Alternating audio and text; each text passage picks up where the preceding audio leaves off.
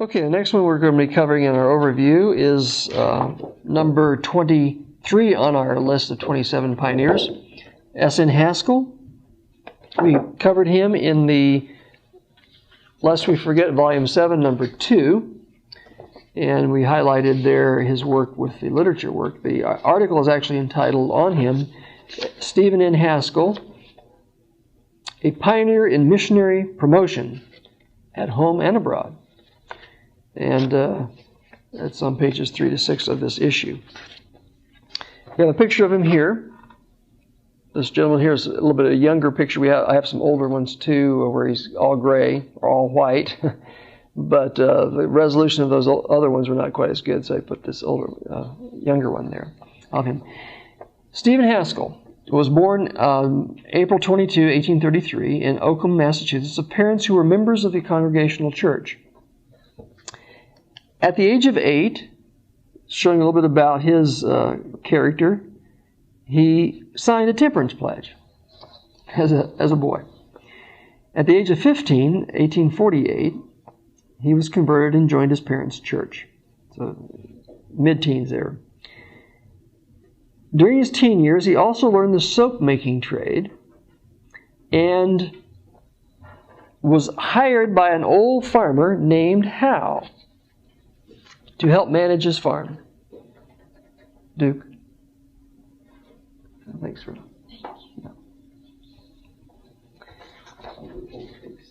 So this old farmer named Howe was near the end of his life because 2 years later, when he's 17 years old, 1850, he marries Mary Howe, the daughter of Farmer Howe, a lady who was 20 years older than he, who was in poor health, and he had promised Farmer Howe had asked him, pled with him to promise that he would take care of his daughter after he died. Well, he died in 1850. And so how's a 17-year-old boy going to take care of a lady? He married her, okay? She's 20 years older than he is. She's 37 years old. That shows you a little bit about him too, right? Not many 17-year-old young men would do that. I would dare say. 1852, at the age of 19, he heard his first Advent sermon, and he was so enthusiastic about the subject that he was challenged to preach, which he began to do along with his soap selling. Okay, this is an Advent sermon. He's preaching the Advent message. This is not the third angel's message. The Advent message, okay? 1853, he's age of 20. He learns of the Sabbath from a William Saxby in Springfield, Massachusetts. Shortly before, he takes a trip north into Canada to preach to the Adventist. So again, these young men who had a burden to preach, they would go around where there were Adventists and preach to them. Travel. He was traveling from New England clear up into Canada now.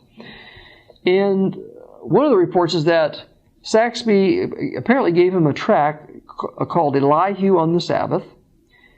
And he took that tract with him on this trip, apparently. And one of the historians said that it was in a Canadian forest that he made his decision, to keep the Sabbath.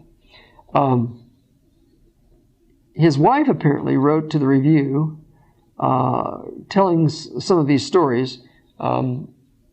Her recollections are not always in agreement with what I've read elsewhere, which is interesting that they're a little bit different, but they're not. They're pretty much in accord.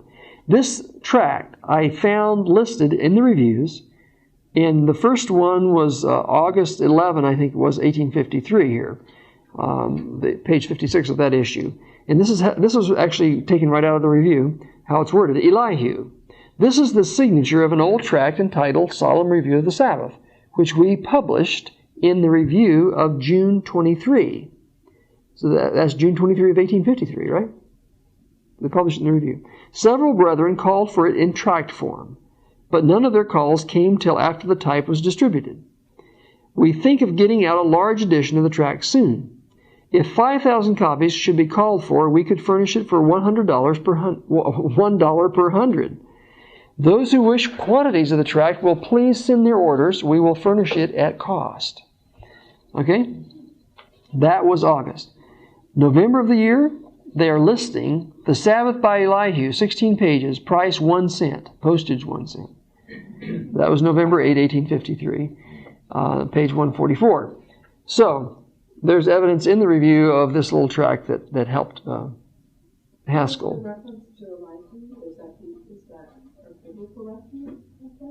Elihu was one of the men who came to speak with Job. And I believe that they just used this as a way of explaining the Sabbath. Not that he actually talked about the Sabbath. It was there was these three people that came to talk to Job, and this was the fourth one. And his counsel was much better than the other ones.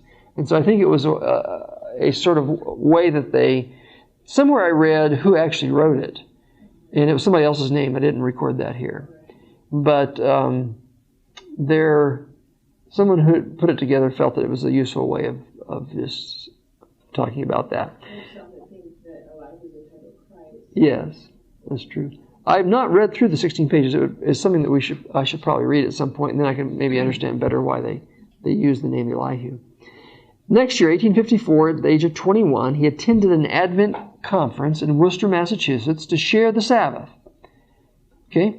So he's going to this meeting of Adventist, First Day Adventist, and he's going to share the Sabbath with them, right? It wasn't like this was the first time an Adventist started keeping the Sabbath, because that started back in the 1840s, right? James and Ellen accepted it in 46. Bates has been promoting it for years. So he went there very enthusiastic as a 21-year-old man. You can imagine his zeal. And he thinks he's going to convince everybody, and his friends didn't want to hear anything. But there was a Thomas Hale of Hubbardston, and he and his family accepted the Sabbath. So there was fruit. Bates came and visited with the Haskells. He got wind of them. If he got wind of anybody that was interested in the Sabbath, he went and visited them. He tracked them down. He was traveling all over. He visited with the Haskells, and he shared all the teachings of the third angel's message, which the Haskells accepted. And they ordered every tract the review office printed. Okay? And here is a record of some of this. Okay? February 6, 1855, in the Review and Herald, page 175, only a few months, this is actually, I believe, Mrs. Haskell writing, only a few months since we were living wholly regardless of the Sabbath of the Lord our God, and without ever having had our attention called to His claim. But blessed be God, even the God and Father of our Lord Jesus Christ. He has enlightened our minds, and we are now endeavoring to yield the most implicit obedience to the demands of His holy commandment. Remember the Sabbath day to keep it holy. So they wrote into the review and told, their experience.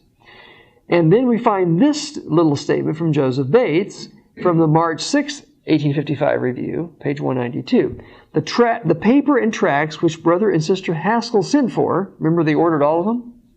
See review number 22, have come to hand, and they are reading with interest, and ask why it is that we have never seen the light on these important subjects before. They are anxious to have all the tracts that teach our Bible position. And in another place, you have their names for the review and the youth instructor. My labors close here this evening. From this, I think of proceeding northward to Vermont and New Hampshire. Joseph Bates, Hubbardston, Massachusetts, February 12, 1855. So he's writing in his traveling reports, where he is and what he's doing. And so it's useful to read the reviews from that viewpoint, if you like, just to see what was happening. 10 years later, 1865, he's 31 years old. He moves to South Lancaster, Massachusetts, from where he'd been living. Apparently no longer taking care of that farm. And it's while he's there, some 5 years later, age of 36, he organizes the first tract and missionary society. Here's how A.W. Spaulding, in his 1947 book, Footprints of the Pioneers, page 14, reported this. In South Lancaster, Elder Haskell not only supervised the conference, because as we're going to see, that's where a conference finally is formed. First conference that was formed was where? Of churches that believe the third angel's message? Michigan. So they're just organizing conferences in these years. This is 1869. Michigan conference, I think it was 1861, was it? If I remember correctly. In South Lancaster, Elder Haskell not only supervised the conference, but gathered the sisters of the local church together and formed them into a prayer band whose burden was first their children. In the beginning, there were 4 members. Then as the church grew, there were 10, and presently 45. In 1869, they organized themselves as the Vigilant Missionary Society. This is something new. Okay? So he went there in 64, and that paragraph sort of summarized what he did between 64 and 69. 69, they became this Vigilant Missionary Society. In 1870, at the age of 37, he's a good organizer. And they decide, you're going to be the president of this new conference. He's elected president of the newly organized New England Conference, which comprised New Hampshire, Massachusetts, Rhode Island, and Connecticut.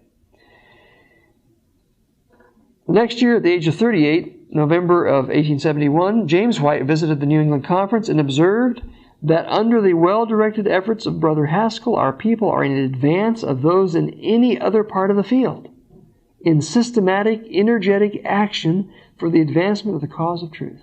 This man was an organizer. He knew how to get people to work. And so that was his strong point.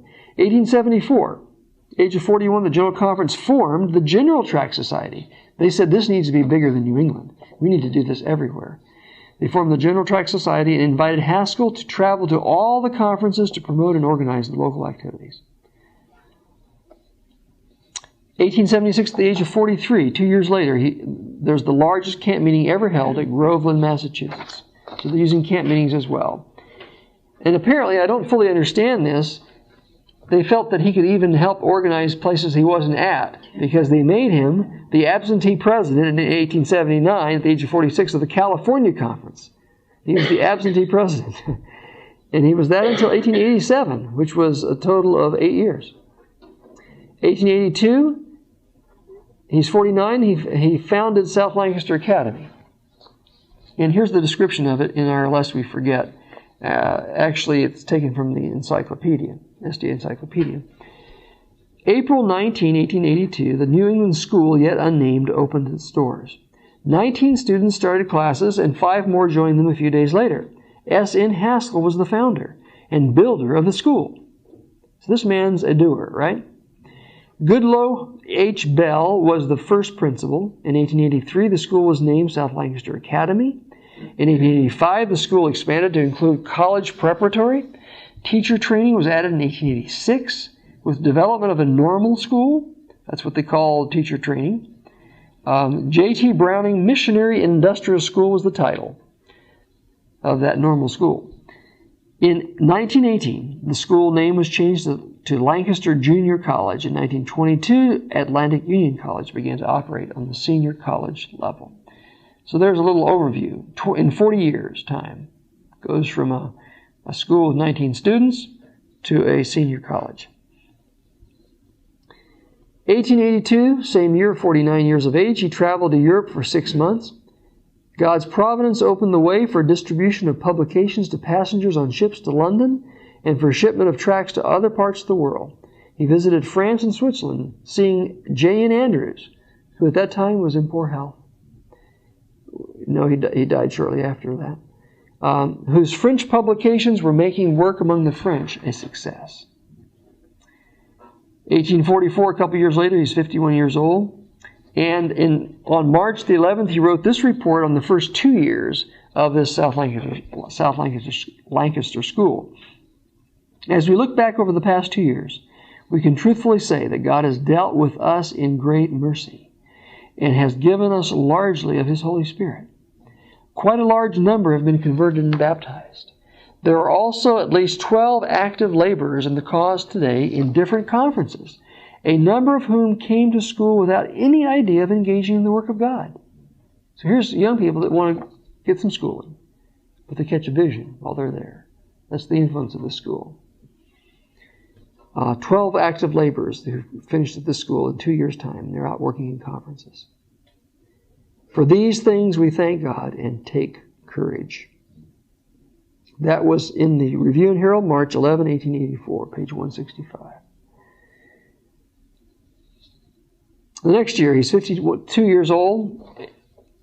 1885, he leads the first group of missionaries to Australia and New Zealand.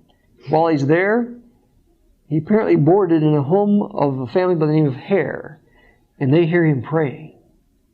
and they are converted. And that's the Hare family. That's well known. Robert B. Hare comes from that family, and Maggie Hare is Ellen White's secretary, taking notes at the Armadale Conference when she's there later in the 1890s. That's the Hare family. 1887, age of 54, travels to Norway for the first European camp meeting and council, and he meets Hetty Hurd at a Bible instructor training school in London. And remember that name. 1888, 55, he was the temporary chairman of the Minneapolis General Conference. And again, I don't find that any of these first-generation Adventists, other than Ellen White, really grasped the significance of Minneapolis.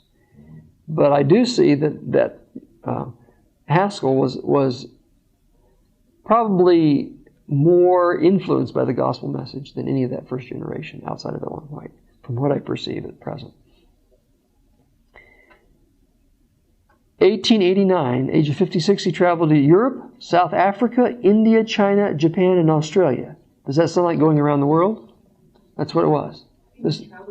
This was the first circumnavigation of the world by an Adventist. But he wasn't traveling alone. There was a young man who had just come to Battle Creek off a farm in Kansas, born in Ireland, by the name of P.T. McGann. And the building right next to us has his name on it. That traveled with him as an assistant. And McGann got home before Haskell did. So he was the first Adventist that went all the way around the world. McGann was the one that did that. Did he leave somebody to take care of his wife? Because he's just traveling and traveling and traveling. It's clear that there must be people helping out. His wife, actually, she was in better health later in her life than she was when he first married her. So she was not a totally invalid the whole of her life. So obviously there was a lot of traveling done by these men, and their wives had a lot of time when they spent alone. But think of the wives of the ship captains, like Joseph Bates' wife. He was gone for months at sea, and they never knew if they'd see him again. So these wives of these traveling workers, a little bit like the wives of sea captains. On this trip, Haskell baptized the first converts in China and Japan, according to the report. 1891, he was 58 years old. He was president of the California Conference the second time, now for a period of 3 or 4 years there. And then in 1894, his first wife, Mary, when he's 61, she would be how old? 81. She dies. And she's buried in Napa, California. 1896, 2 years later, he's 63 and he goes to Australia again and helps to establish Avondale. That's when Ellen White is over there, okay, in the 1890s. And then next year, 1897, he's 64 years old, and he writes to Hetty Hurd and says, I want to marry you.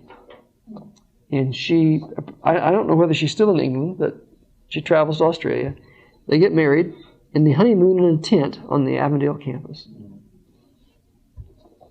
He's 64 years old. Okay, picture that. Honeymooning in a tent. 1901, at the age of 68, he published The Story of Daniel the Prophet. Obviously, this man's not just been traveling and organizing. He's been studying his Bible and taking notes. And finally, at this ripe age of 68, he's publishing his book on Daniel. He starts with Daniel, whereas I believe Uriah Smith started with Revelation, didn't he? But he's starting with Daniel. So, Story of Daniel the Prophet. 1903, at the age of 70, he organized effective city work in New York City. And listen to how Spaulding describes this. He captained a diverse corps of workers in his country's metropolis, speaking of New York City, set forth a plan for the comprehensive and well-articulated city campaign. It contained the following: that house-to-house literature work be conducted, opening doors for Bible studies by competent instructors, that health service and education be given through vegetarian restaurants, hydropathic treatment rooms, and lectures, that when the groundwork had been sufficiently done, there follow evangelistic meetings, that all these workers be united, and so far as feasible, resident, that means living there, in a central worker school in charge of the director of the city work. That's in Spaulding's Origin and History of the SDAs, page 114. So again, our friend Right. Sabbath. I emailed Happy him. with him. I emailed Dave Fiedler this statement because we just heard a program on city work, and Haskell was not mentioned as I recall, but this would be very interesting to see how much Haskell's work is also as a pioneering work in this area of city work. 1905, he's 72 years old, and now he publishes his second book on prophecy, The Story of the Seer of Patmos. By the way, I just recall that he wrote to Ellen White about this. He had a burden to publish what he had been studying in the prophecies. But he said to her, Uriah Smith has already published on this. Should I do this? And she wrote back and said, one man isn't given all the light. If the Lord tells you to write. She encouraged him to do this. And so he was encouraged in doing this. By the way, I also believe that before he married Hetty Hurd, am I correct, Colleen? That the story is that he actually proposed to Ellen White? That's what I was told when I worked at Elm Haven by the family. Okay, the family told her. They have in her bedroom 2 pictures of her sons, and Haskell was sitting there too. Okay. So apparently Ellen White was a widow, and when Haskell became a widower, he proposed to her before he married Hetty. And obviously she wanted, as was stated earlier, she wanted to be focused on her writing, which she was really working on hard. And actually there was more correspondence between Haskell and Ellen White than anybody else. Okay, more correspondence between her and they knew each other well. And Ellen White than anyone else. It would be confusing too if she changed her last name. Right. Changing the last name of Ellen White would be confusing at that point.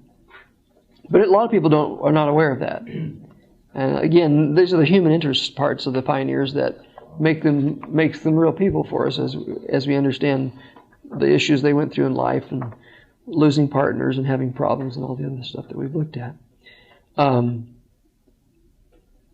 Okay, so then 1908, 75 years of age, he's president of the California Conference a third time, and that's until 1911.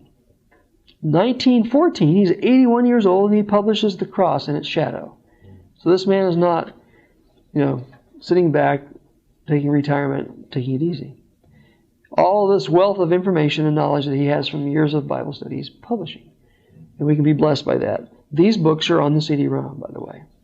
And so they're all available there if you want to look at them in computer form or want to search them for certain topics and things like that. Each book can be searched separately. So if you want to look like in The Cross and Its Shadow, what does he say about the most holy place? You can search for most holy place in that. 1915, at the age of 82, he preached at Ellen White's funeral service. And then 7 years later, at the age of 89, he himself dies. And I believe his instructions were, bury me near the nearest wife. The nearest wife. Wherever I die, bury me near the nearest wife. And so he was apparently nearer to Napa, which is where his first wife was, because I think he outlived. I believe that she had passed away as well. I read that somewhere, but I don't recall exactly where it was. There is in him a lack of, how can I say, being locked into a particular view or position or choice. Regarding anything. Well, so if he didn't get the okay from Ellen White, he went on, and then too, the idea that he seemed to have anywhere that's close. Yeah, he seemed to have a flexibility. Right. Perhaps that's what you're trying to say. Right. That some of the others lacked, and it enabled him to be an organizer and thinking new ideas and probably pushing the envelope in ways that the others couldn't do things. And he had to be related to all cultures. Yeah, cross culture. He didn't have that. Cross culture, right? Travel and be so right. Yeah, I don't recall exactly where I read about that thing of burying me that, as he said. Maybe I might be getting mixed up with Loughborough on that one, because Loughborough had 3 wives, and he did outlive all of his wives, So I might stand corrected on that fact that Hetty did not outlive him. Anyway, this is the closing comment on him that I have, and this is from W.A. Spicer, who wrote in the review the year that he died. December 14, 1922 review, page 7. Elder Haskell was a pioneer in missionary promotion at home and abroad. He believed the third angel's message with all his heart and soul as Christ's last message to men, and the one business of Seventh-day Adventists, to his mind, was to give this message to the world. He found this truth on the road as a salesman, and until age crept upon him, he was ever on the road, carrying the treasure of truth to others. Good summary of his life. As a salesman, that helped. He was a peddler of the truth, we can say. Not doing the type of trafficking that Lucifer did in heaven, but the holy trafficking that Christ did as he went from place to place, sharing the good news of the gospel. What does ARSH stand for? Advent Review and Sabbath Herald. That's the book code for that periodical. All these codes on the CD-ROM we call book codes, but some of them are not books, they're actually periodicals. And that's the code that we have for that. And you can search on those codes, by the way, and find what you need to on them. Well, that was sort of a... He never had children then. His wife was old. Correct. They remained childless, Haskells did. And again, let me just say that as we go through these overviews, we went through his fairly quickly. These are basically just a sample of what we have on their lives. Just what we can put in 2 pages. But I encourage you to read more about them and read you can start with the 8-page periodical articles issues that we have on them. And that's a good place to begin. So let's thank God for Brother Haskell, and his life of service and his example, and also the writings that he left us to read.